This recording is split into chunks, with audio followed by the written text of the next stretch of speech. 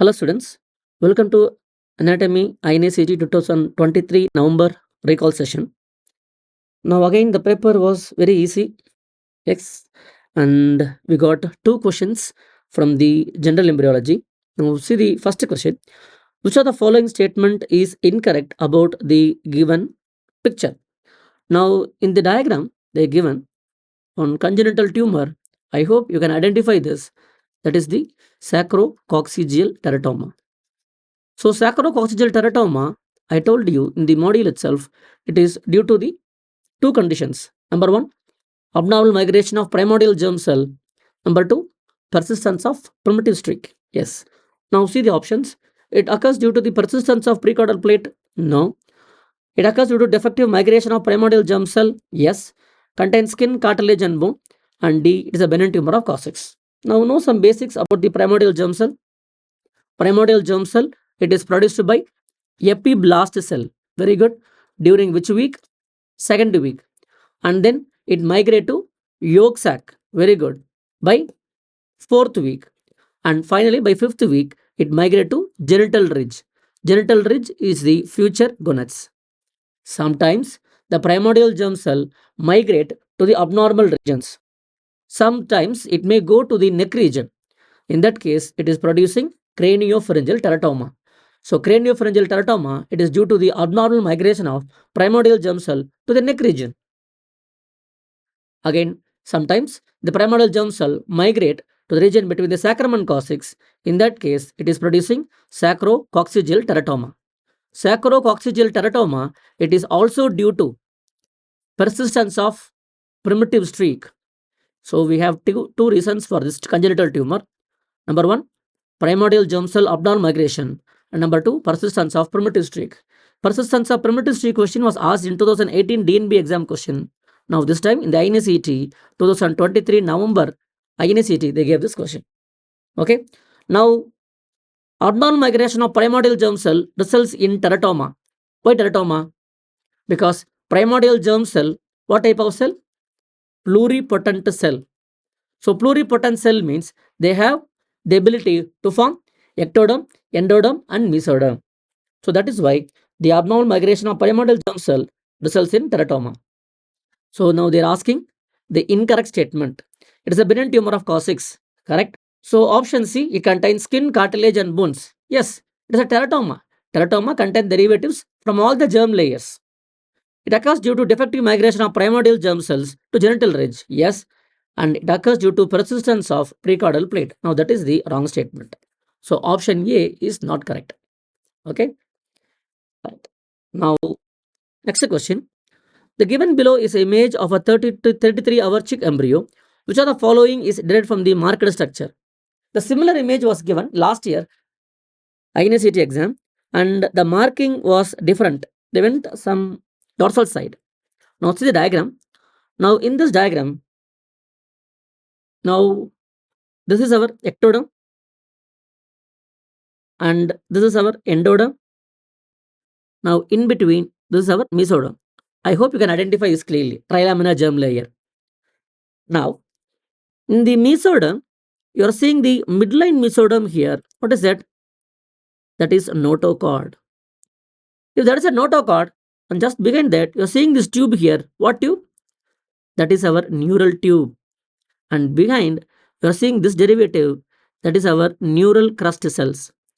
Now the previous year, 2022, INI-CET exam, they were asking the derivatives of neural crust cells only. The marking was on the neural crust cells. Okay. Now, if that is a notochord, then the mesoderm next to the notochord is called paraxial mesoderm. And this is intermediate mesoderm. And this is lateral mesoderm. Okay. See the diagram? Yes. Now this is our notochord, ectoderm. This is endoderm. In between mesoderm. In the mesoderm, midline mesoderm, notochord, neural tube, and neural crystals will be here like this. That is the neural crystals. Now next notochord, paraxial mesoderm, intermediate mesoderm, and lateral mesoderm. Okay. Now in the lateral mesoderm, see the diagram. Yes, we have the cavities. This is our notochord. neural tube, paraxial mesoderm, this is intermediate mesoderm, and this is lateral mesoderm. Okay. Now paraxial mesoderm forms somites. Intermediate mesoderm forms urogenital system. Now the lateral mesoderm cavity is formed. The cavity formed in the lateral mesoderm forms the body cavity, which are turned into two layers: splanchnoportic layer of lateral mesoderm and somatic layer of lateral mesoderm. Okay, right. Now somites form sclerotome, myotome, and a dermatome. Now sclerotome forms the axial skeleton. Okay. Now see the options. So the diagram, the marking was given in the paraxial mesoderm. That is our paraxial mesoderm. Just now I told you paraxial mesoderm forms somites. Very good. First, parietal pleura. I told you the body cavities are coming from cavity in the lateral mesoderm.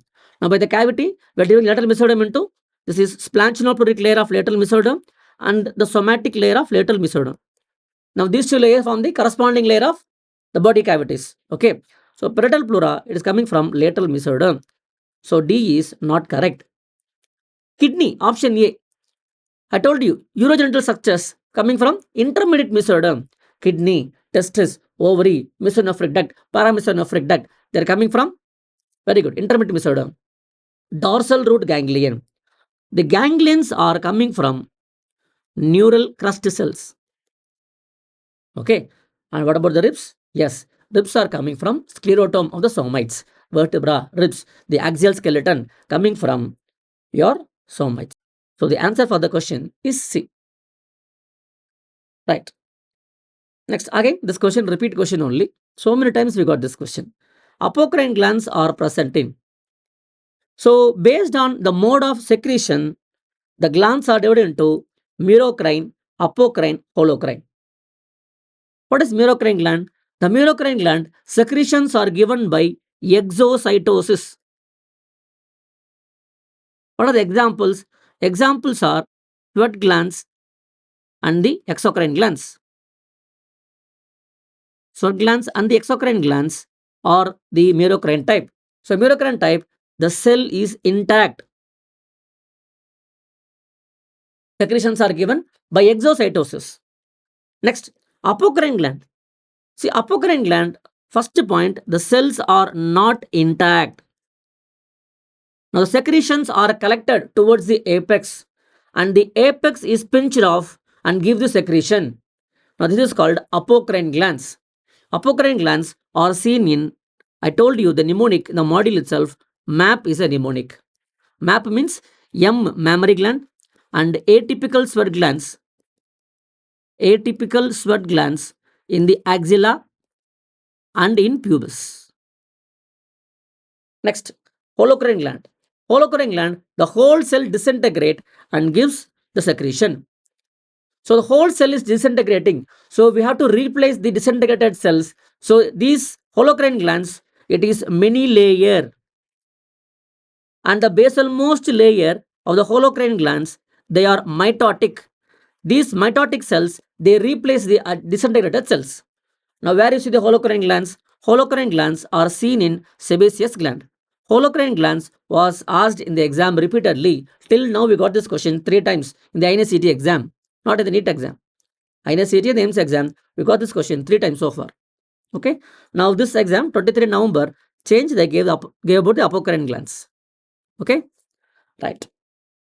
So now the apocrine glands are present in which of the following? Yes, we know the answer, axilla. Next question. Identify the marked structure. Now first, see the option terminal bronchiole, respiratory bronchiole, intrapulmonary bronchus, alveolar sac.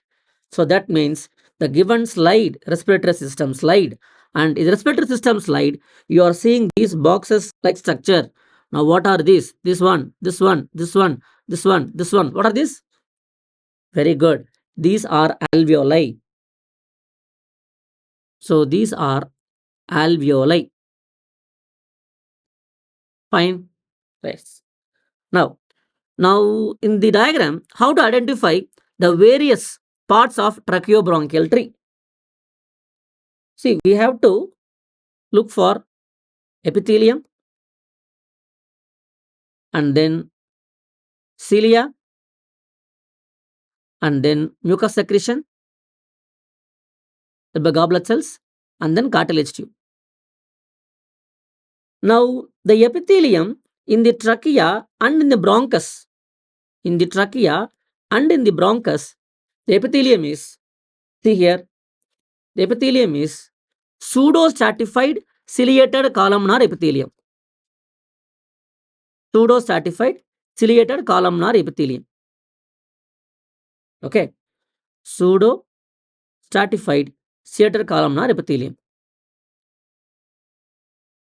Fine. Even bronchus also same. Okay. Right. Next, when it comes to bronchioles, now the epithelium will be changing to simple columnar epithelium. Simple columnar epithelium with cilia. Cilia is present. Now this is what will continue up to terminal bronchiole. So up to terminal bronchiole, what is epithelium? Simple columnar epithelium. When it comes to respiratory bronchiole, the epithelium will be simple cuboidal epithelium. Respiratory bronchiole, it is simple cuboidal epithelium. And when it comes to alveoli, it is simple squamous epithelium. Again, alveoli have two types of cells, type 1 pneumocytes, type 2 pneumocytes. So type 1 pneumocytes, simple squamous epithelium. Type 2 pneumocytes, the large cuboidal cells, secrete surfactant. Okay, right. Now, mucus secretion, it is present in the trachea and bronchus. Then they have mucus glands. What about the cilia? What is the function of cilia? Cilia function to propel the mucus. So trachea and bronchus, they have a cilia. And in the bronchiole, you see some amount of cilia, though the goblet cells are absent in the bronchioles.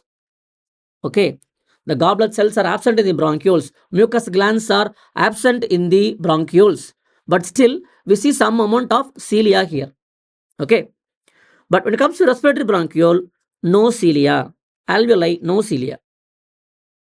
Okay, I told you mucus production is mainly for the trachea and bronchus. Again, in bronchioles, yes, you don't see that much glands, but scatteredly very few glands are seen.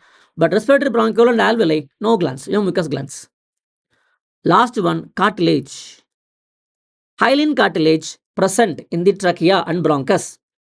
In bronchioles, again cartilages are absent. Respiratory bronchiole, no. Alveoli, no. But in the bronchiole, you see some patches of cartilage. I am saying islands of the cartilage. Islands of the cartilage you see. Some patches you see. Okay. Terminal bronchioles also. Up to terminal bronchioles, you see some patches. Cartilage absent, accepted, but see some patches. Okay. Right. Now, this is the trachea and the bronchus. They look more similar. Now, in the epithelium, you also have the gallbladder cells. These are the mucus glands, and you're seeing the cartilage layer. Okay. Now, this is alveoli.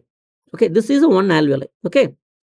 So, alveoli, I told you, it is lined by two type of cells. Type 1 pneumocytes, type 2 pneumocytes.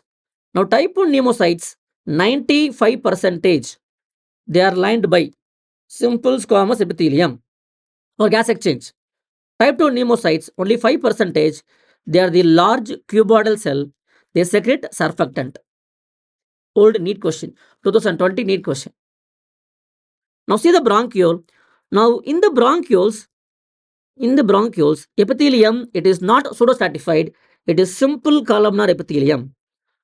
Now can you see the small thickening at the apex?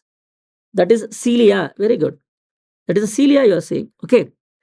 And you're not seeing the submucosal glands, and you're not seeing the cartilage. Instead, you're seeing, yes, the smooth cells, smooth muscles you are seeing. Instead of cartilage, the cartilage are replaced by smooth muscles. Okay. So see the diagram. So in the diagram, again, you're seeing the epithelium, plus you're seeing some cilia here. But again, you're not seeing the gallbladder cells. Again, you're not seeing the mucus glands. Again, cart is also not seen. So this is not alveolar sac. Again, it is not the bronchus. See, bronchus means I told you, epithelium is pseudo-stratified, ciliated columnar epithelium, goblet cells present, mucus gland present, cartilage present. Nothing you are seeing here. Now, is it a respiratory bronchiole? I told you strictly, respiratory bronchiole means you don't see cilia here, but in the diagram, can you see these markings here, thickenings here? Yes, this is the thickenings. That means there is cilia. They are marking. See, I'm marking here. Now this one, that is the cilia here. Okay, so cilia is present. So this should be the terminal bronchiole. That is the answer for this question. Okay. Now from general embryology, we got one question. I'm telling you repeatedly, in the INI-CET exam, NEET exam, FMG exam, the recent exams, we are getting one question from the joints and the example. Okay. So we discussed in the general embryology module. What is the example for the ball and socket joint, hinge joint, pivot joint, atlantoaxial, atlanto-occipital, so our fiber joints, syndesmosis, comphosis. So please go through the joints. From the joints and the example, definitely you'll get one question for sure. Whether at FMG exam, NEET exam, or INI-CET exam, definitely you will get. Okay.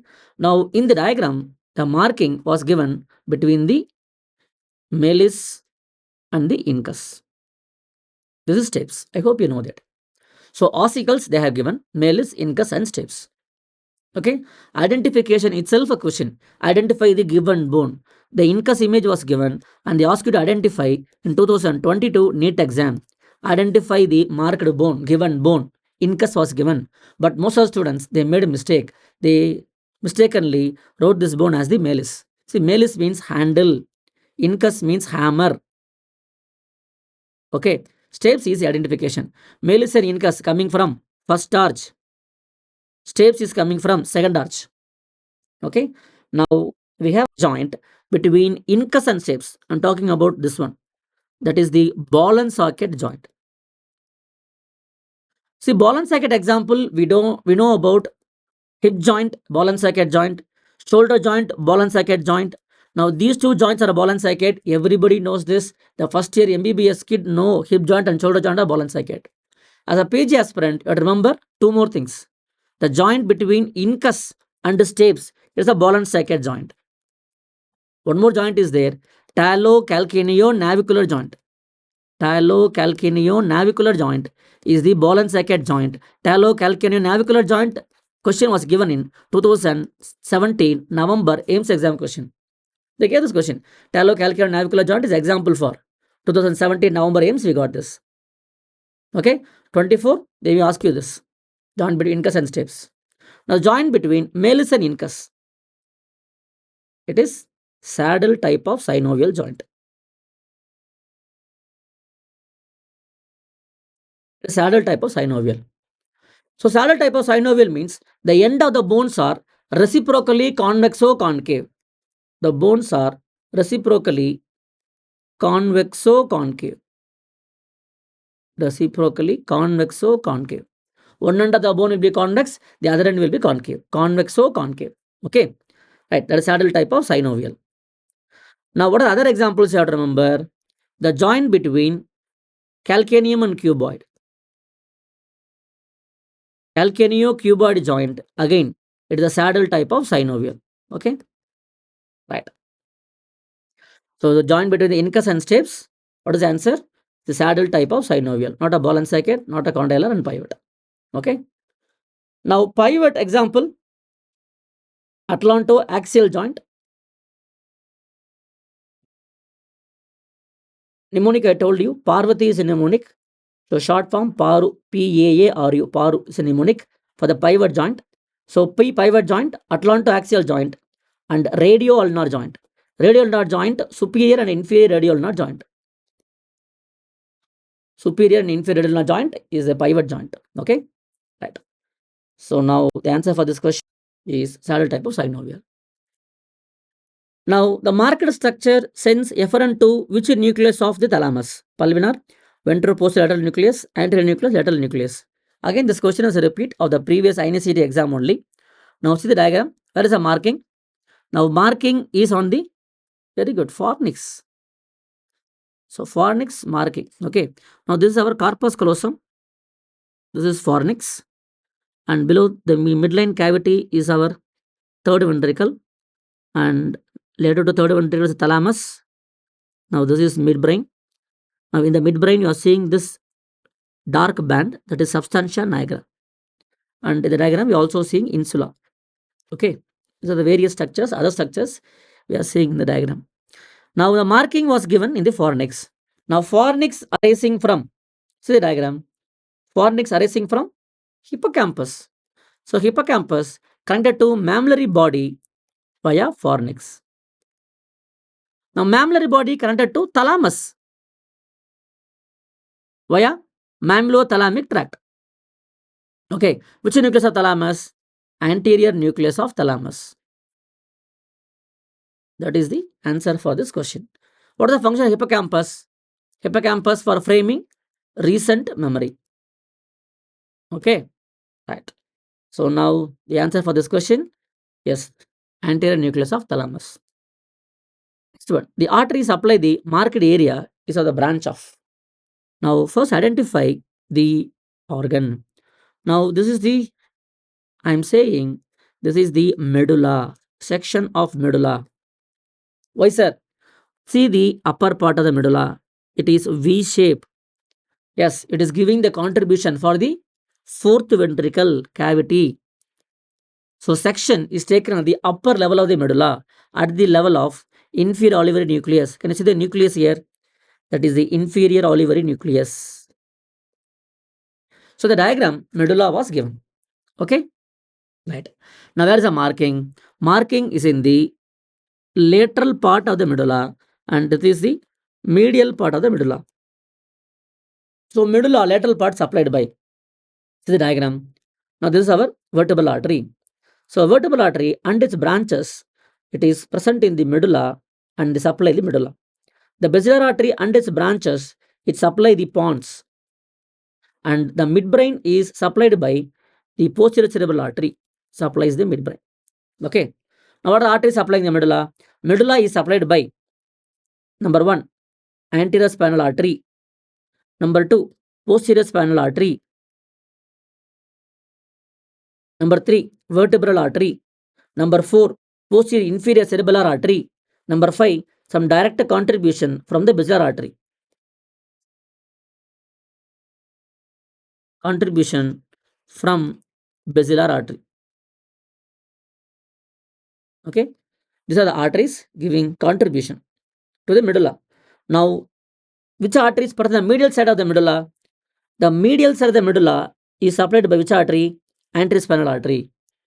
Now, lateral part of the medulla is supplied by vertebral artery and pica artery.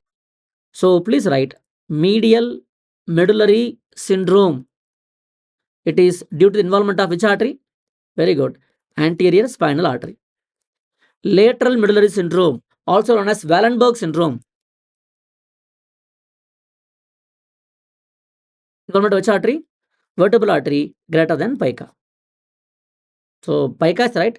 Pica is right answer, but the best answer is vertebral artery greater than pica. What is the answer for this question? Yes, vertebral artery. The pica artery and vertebral artery both are right.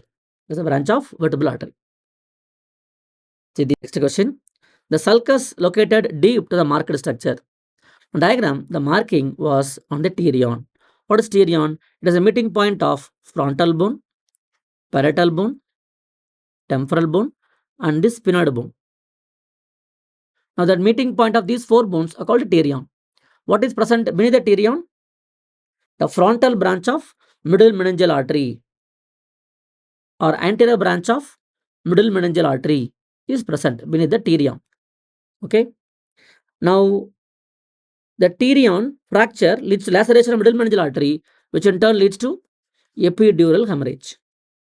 Now, the point is, what are the structures present beneath the pterion? Structures present beneath the pterion. What are those? I told you, number 1, middle meningeal artery, frontal branch. Number 2, lesser wing of sphenoid. lesser wing of sphenoid. 2020 November INI-CET exam, they gave this question. And number 3, now they gave this. The stem of lateral sulcus is present.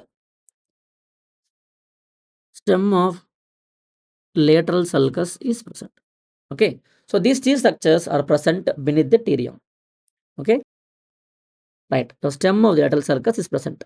So whenever you get any question from any one topic, please be clear. You have to know in and around the topic. The questions will come from the same topic, but you won't get the same question. So 3 times we got this question. Structure present beneath the terium. Artery. Which artery? Middle meningeal artery. The frontal branch. Bone. Lesser wing of sphenoid. Sulcus. The stem of the lateral sulcus. So these three structures are present beneath the terium. Okay. Right. Next one. Now match the following muscles with respective actions at the shoulder joint. Muscles, pectoralis major, supraspinatus, infraspinatus, and latissimus dorsi. Okay. Now, yes, I gave this muscle. Now, first we talk about these two muscles, pectoralis major and latissimus dorsi. Okay. Now, pectoralis major, latissimus dorsi. Now, these two muscles have this mind. These muscles, they take origin from the trunk and insertion to the humerus bone. Origin from the trunk, insertion to the humerus bone. Okay. So now origin point, fixed point, insertion point, move towards origin point. So humerus bone moving towards the trunk. So pectoralis major muscle and latissimus dorsi muscle, both the muscles, they take origin from the trunk, insertion to the humerus bone. So what these two muscles will do? These two muscles do adduction plus medial rotation. Why? Because the humerus bone moving towards the body, adduction and medial rotation. Pectoralis major muscle arising from the front of the trunk. Latissimus dorsi muscle arising from the back of the trunk. So pectoralis major muscle, front of the trunk, flex the shoulder joint. Latissimus dorsi muscle, back of the trunk, extend the shoulder joint. So what is the action of pectoralis major? At the level of shoulder joint, flexion, adduction, and medial rotation. Latissimus dorsi muscle, extension, adduction, and medial rotation. Fine. Now we're going to start the discussion about the supraspinatus and infraspinatus. Now this is our scapula, the gland cavity, and this is spine. So supraspinatus muscle takes origin here and infraspinatus muscle takes origin here. Now this is our head of the humerus bone, like this. The head of the humerus bone, on the lateral side, we have tubercle. Supraspinatus origin, supraspinatus insertion, infraspinatus insertion, teres minor insertion. This is greater tubercle. Okay. Now, supraspinatus muscle from here to here, muscle will go like this. Infraspinatus like this. Now, what is the action of supraspinatus muscle? Origin point, fixed point, insertion point, moving towards the origin point. So the humerus bone, it is moving towards origin point like this. So supraspinatus muscle, abduction. The humerus bone moving away from the body to meet the origin point. So supraspinatus muscle initiate the abduction of the shoulder joint, 0 to 15-degree abduction. In the FMG exam 21, 22, 23, repeatedly back to back, we are getting question about the supraspinatus syndrome. The patient is having supraspinatus syndrome. The patient is not able to initiate the abduction of the shoulder joint. So 0 to 15-degree abduction done by this fellow, supraspinatus muscle. Okay. What about this muscle, infraspinatus muscle? Now the humerus bone, it is rotating and try to meet the origin point like this. Origin point, we are more on the back side. So infraspinatus muscle and teres minor muscle, these two muscles helping for external rotation or lateral rotation. Okay, right. That is the answer for these questions. Now pectoralis major muscle, flexion. So A2, okay, C and D are correct. Supraspinatus, initiate the abduction, 4. Infraspinatus, lateral rotation, 3. Latissimus dorsi muscle, extension, correct. So option C is correct. Okay. Next question. Identify the marked structure. So the marking was given. Now we're going to identify that structure. Now see the diagram. Now in the diagram, yes, we don't know anything. We are seeing lungs here. So we go from the basic. Okay. Now I hope you can identify the lungs first. Okay. And I'm writing this is anterior and this is posterior. So how you know anterior and posterior, sir? Because I'm seeing the vertebra here. Okay. Right. Now in front of the vertebra, now I'm seeing one round structure here. Yes or no? In front, can you see here? One round structure here is a muscular tube. What is that? Esophagus. So that is our esophagus. Okay. Now, which is right lung, which is left lung, sir? See, left side means artery is present. Right side, vein. Now, close to the esophagus, on this side, you are seeing one clear lumen here. I gave question mark. What is that? See the lumen, well-defined lumen, patent lumen. That is artery. What is the? See the lumen here again. A large artery. What is it? Very good. Descending thoracic aorta. So this is our descending thoracic aorta. Descending thoracic aorta. If that is aorta, I am saying this is the left lung and this is the right lung. Okay. Okay. Now next one. Now again see this lumen. The one I gave question mark. Again the lumens are defined lumen, clear lumen, patent lumen, such a large artery. Now this is descending thoracic aorta. So this is very good ascending aorta. So this is our ascending aorta.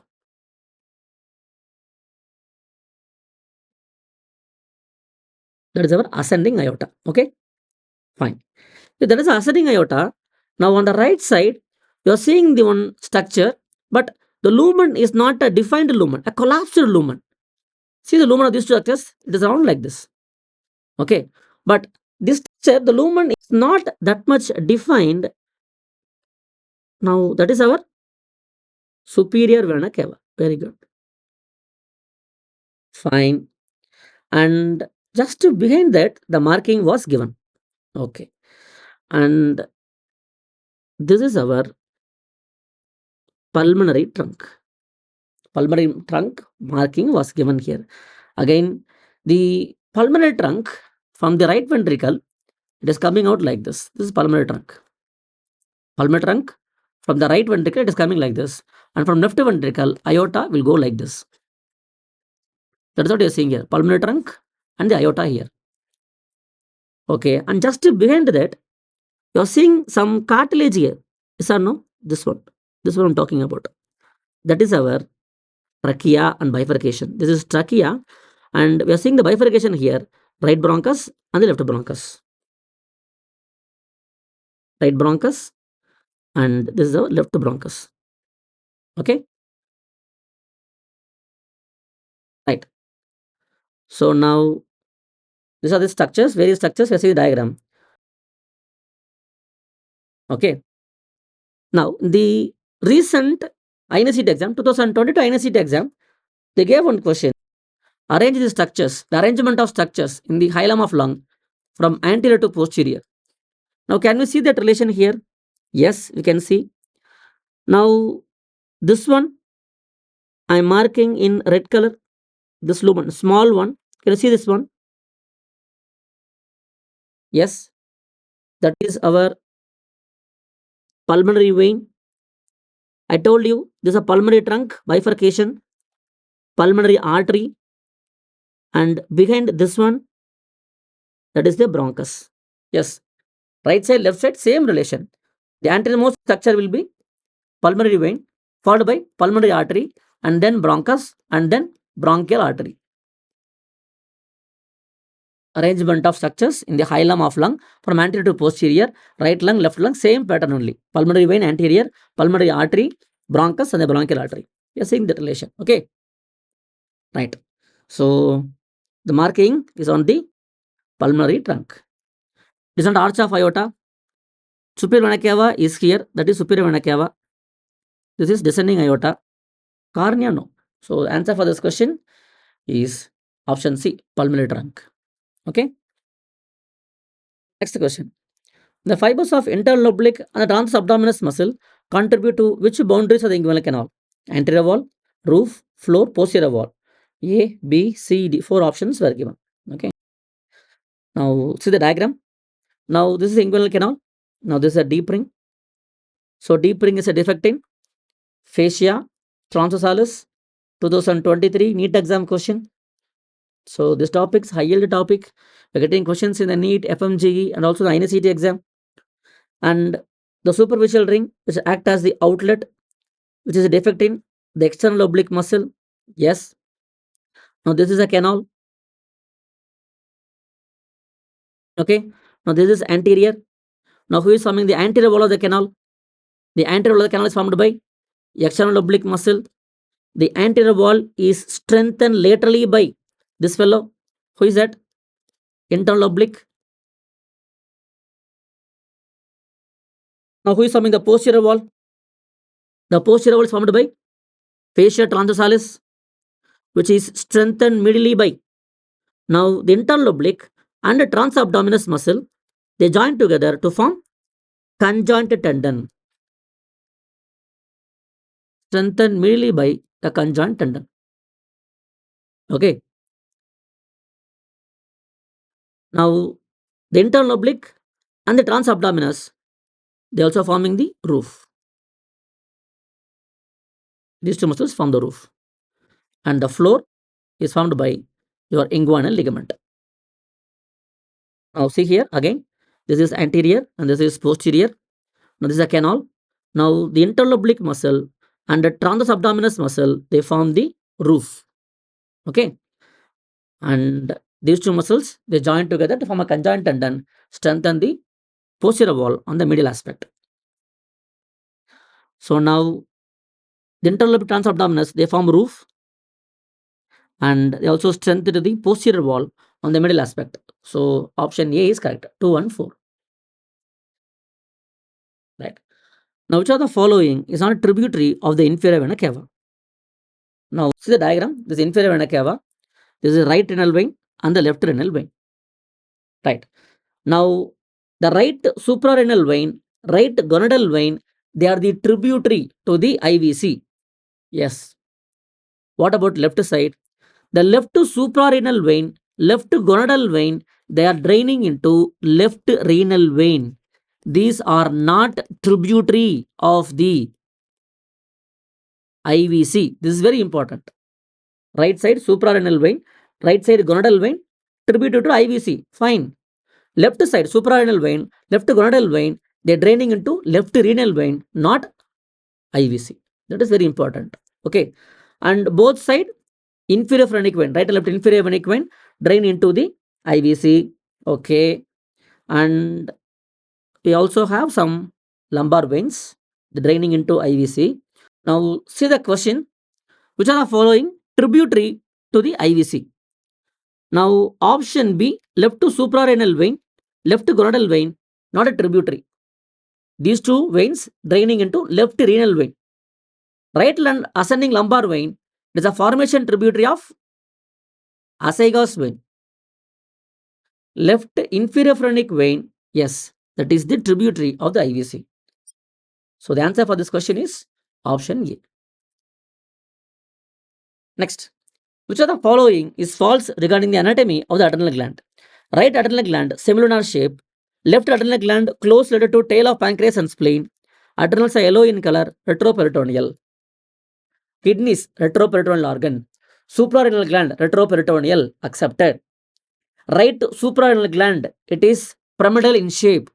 Left suprarenal gland, semilunar in shape. Okay. So right side, pyramidal shape or triangular shape.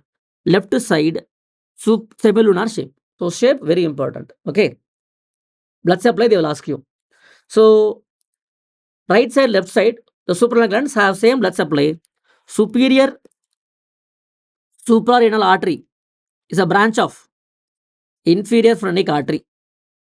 Okay. Middle suprarenal artery is a branch of direct branch of aorta. Inferior suprarenal artery is a branch of renal artery. Again, right suprarenal vein, just now I told you, draining into IVC. Left side suprarenal vein draining into left renal vein. Okay. Now, one more option they have given about the relation of left suprarenal gland. Now, this is a tail of pancreas we are saying. Now, we are not able to see the left kidney fully because tail of pancreas, yes, body of pancreas and tail of pancreas, it is over the left kidney, and above that we have the suprarenal gland. Now, left suprarenal gland is related to the tail of pancreas and the spleen. Correct. We are not able to see that.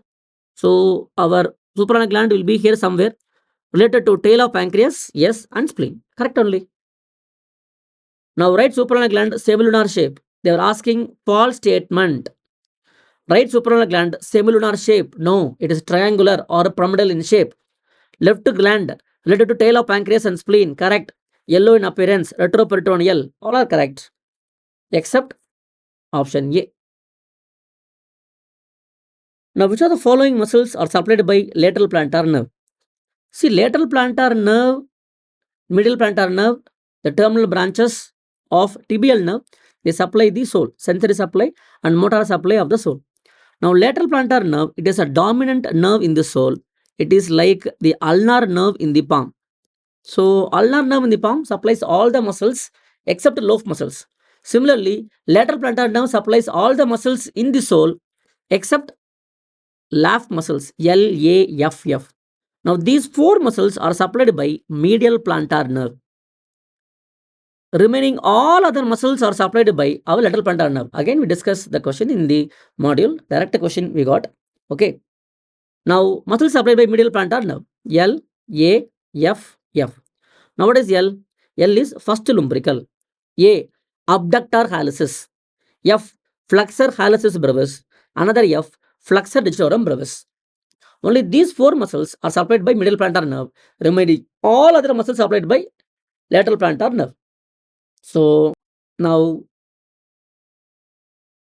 we're going to find the answer. First lumbrical supplied by medial plantar nerve.